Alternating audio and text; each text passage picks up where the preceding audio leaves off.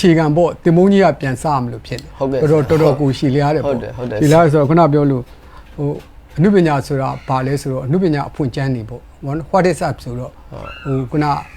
unofficial လို့လဲ necessary of up လို့ပါလို့အများကြီးပါရေးတာတွေရှိတယ်အဲ့တော့အဲ့ဒီအဖွင့်ကျမ်းတွေကလည်းအများကြီးရှိပါတယ်ဒါပေမဲ့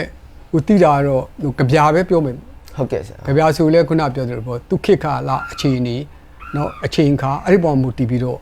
ခုနစုဖြတ်မှုတွေကွာခြားတာပေါ့ဥပမာဂန္ဓဝေခက်ကဒါဗမာပြည်နေခက်ကဒီကြပြနဲ့ပတ်သက်လို့ဝိဇ္ဇူပြုထားတာရှိတယ်ကဝိမီဘုံအောင်ကြပြပညာရှိနိုင်ဖြစ်သောကြောင့်ကြပြမြည်တယ်ဒါသူတို့အတိတ်ဘုံဖြစ်ဆိုချက်ပေါ့ဒါသူတို့ခေတ်သူတို့ခါနဲ့မှန်နေပြန်အောင်အဲ့ဒီဘက်ခေတ်ရောက်တယ်တို့ကမော်ဒန်ကြပြတွေခက်စားလာတယ်မော်ဒန်ကြပြတွေကိုကြပြလို့မတိမှတ်ပြုတဲ့လူတွေအများကြီးရှိတယ်ဘာလို့ traditional သမားတွေအစင်လာသမားတွေကဒီကြပြတွေကကြပြမဟုတ်ဘူးတဲ့ဘာဖြစ်လို့ကြပြမဟုတ်တာလဲဆိုတော့ခုနပြောသလိုပဲကံရမပါလို့ဆိုအဲ့တော့ခုန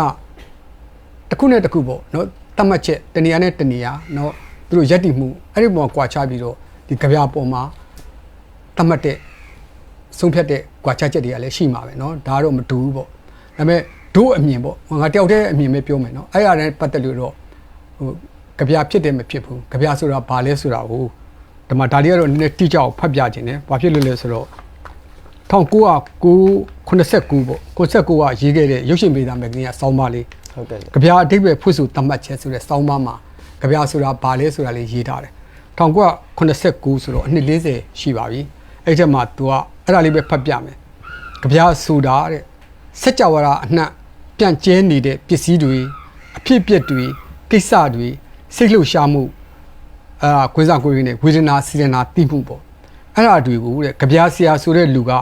သူနဲ့တိုက်ဆိုင်ထိခတ်သမျှသူ့အတတ်ပညာနဲ့ကျွမ်းကျင်မှုအတွေ့အကြုံအလျောက်အချိုးစားကြနာပြပြစာဖွဲ့စည်းထားတဲ့လုပ်ငန်းတရက်တဲ့အဲ့ဒါကိုကြပြလို့ဟိုဖွင့်ဆိုထားတာပေါ့ဟုတ်ကဲ့နောက်တစ်ခါကဒါ2003မှာရှိတဲ့ကြပြပေါ့ဟိုဆောင်းမပေါ့ခေတ်ပေါ်ကြပြရဲ့ဂုဏ်ကြီးတချို့ဆိုဆောင်းမမှာတော့ဘယ်လိုရေးထားလဲဆိုတော့ကြပြဆိုတာကတ်တက်ထားတဲ့အချိန်အတွင်းကတ်တက်ထားတဲ့ပနာမအတွင်းကတ်တက်ထားတဲ့စကလုံးတွေကိုအသုံးပြုပြီးတော့အသုံးပြုထားတဲ့တိကျတဲ့ဝါဒအစုပွေးတဲ့ကြပြအဲ့လိုထပ်ပြီးတော့တစ်စစ်ထပ်ပြီးတော့သတ်မှတ်ထားပြန်အောင်ကြပြဆိုတော့အဲ့ဒါအမှန်တော့ဒါဟိုကြပြဒီမှာဖောင်းပွားနေတာတွေရှိတယ်ပလီပလာစကလုံးတွေနောက်ပြီးတော့ဒီ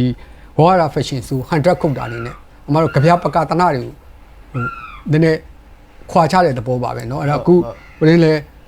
ချိန်ကြီးတို့ရေးနေတာဆိုတိတ်တာတယ်minimalism ဆိုပြီးတော့အဲ့ဒါချိန်ကြီးဆိုရင်ဟိုလာတော့ကနောက်ဆုံးလာတော့တော့ပြောရတယ်ခုတည်သွားပြီပေါ့ကြပြဆိုတာကျန်တာတွေအပူတွေပဲတဲ့6ချောင်းလောက်ရေးရင်ပြည့်စုံတယ်လို့သူကပြောတယ်အကောင်းဆုံးကတော့2ချောင်းနဲ့တောင်ပြောတယ်အဲ့တော့2ချောင်းတော့ကျုပ်လည်းပြီးအောင်မရေးတတ်ဘူးအဲ့တော့သူကလည်းပြောတယ်လေဒီမှာပါပါတယ်သူ့မိတော့သူကလည်းအဲ့လိုပဲပြောတယ်တဲ့ကြပြပကတနာတွေကိုခွာချနေတာပါလို့ပြောတယ်ပေါ့အဲ့တော့ကြပြဆိုတာကတော့ခုလက်ခံထားတော့ခုနဖွင့်ဆိုခြင်းနှစ်ခုကြပြလို့ပဲယူဆထားပါတယ်အဲ့တော့တခြားတောင်းနေရလဲသူအသီးသီးဖွင့်ဆိုမှုတွေရှိမှာပါပဲ